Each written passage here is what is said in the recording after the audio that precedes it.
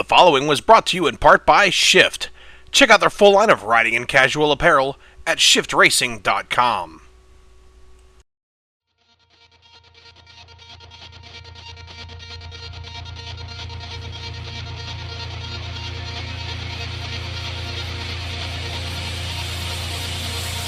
Through the years, DRR ATVs have dominated the 50 Limited class and won their share of 70 and 90 national titles as well.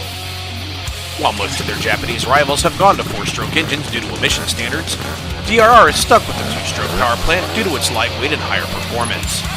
Before the Japanese started widening their 450 models, DRR had made its youth models wider than its competitors, believing that it not only made them perform better, it made them safer.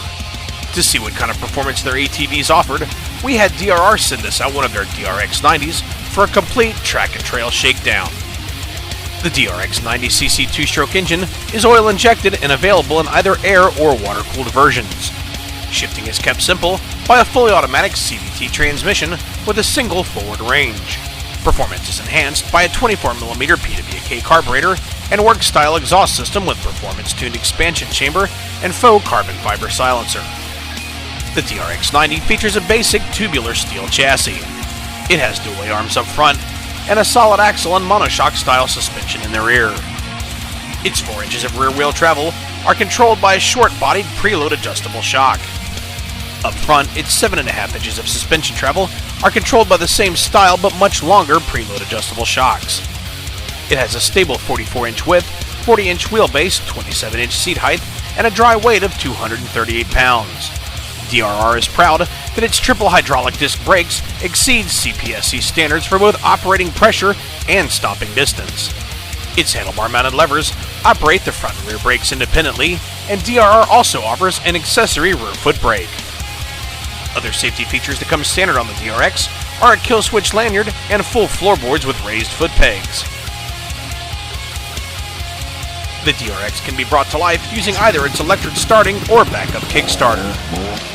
Now that we know the numbers, let's take the DRX90 out to the track to find out what it's really got to offer. We tested the 90 at New Vienna Motorsports located near Cincinnati, Ohio. Fully unrestricted, the 90 kept our riders' attention with its potent mid-range and top-end power and impressive top speed. From a dead stop, the DRX90 accelerates with authority. Its sport-tuned clutch doesn't engage till it reaches over 5,000 RPMs. This can make the machine somewhat intimidating for beginner-level riders in tight technical situations. Keep your momentum up and the RPMs high, and the DRX90 works pretty well out on the trail. But for those who ride in tight woods a majority of the time, your machine will work more effectively if your dealer recalibrates your clutch to engage more abruptly at a slightly lower RPM. Out on the motocross track, the DRX90's clutching and motor work well. Even with its steel wheels and meaty 19-inch rear Kenda tires, there's still plenty of power to bust the rear end loose for some serious power sliding. Whether you like to go through the corners driving, sliding the machine sideways, or slamming into the berm, the DRX90's 44-inch width provides a very stable and predictable ride.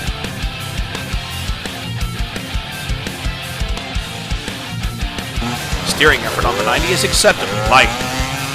Its steering accuracy is pretty predictable, thanks greatly to its Maxxis Razor MX front tires. Unlike many of the youth ATVs that came before it, with 70-pound Ethan Wingate on board, the DRX90's kit-soft suspension felt extremely plush at both ends when absorbing normal trail clutter. Pounding through the whoops on the motocross track, the DRX90's front shocks continue to impress with their responsive action and long wheel travel. The rear suspension, on the other hand, bottomed several times while traversing the whoops, hindered both by its shorter wheel travel, lack of spring rate, and a lack of progression. With its racy motor and 238-pound dry weight, the DRX90 is a lot of fun to jump. With Ethan on board, the machine could handle several feet of air with no problem. But 120-pound Ryan Wheeler quickly discovered the limits of the suspension at both ends.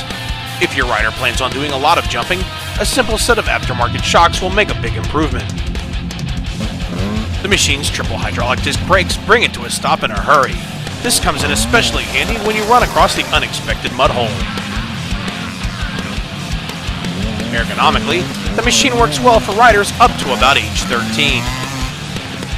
For 14-year-old Ryan Wheeler, the fenders were a bit confining when it came to legroom, and the footwells were just large enough for his boots. For those interested in racing, there are a ton of aftermarket parts available for all of the DRX Mini ATVs. For a beginner, the DRX90 can be made race-ready with a few simple mods, or you could build a radical machine capable of winning a national championship. At $27.99, our air-cooled 90 costs a few $100s more than most of its Japanese rivals, but it easily outdoes most of them in most aspects of performance.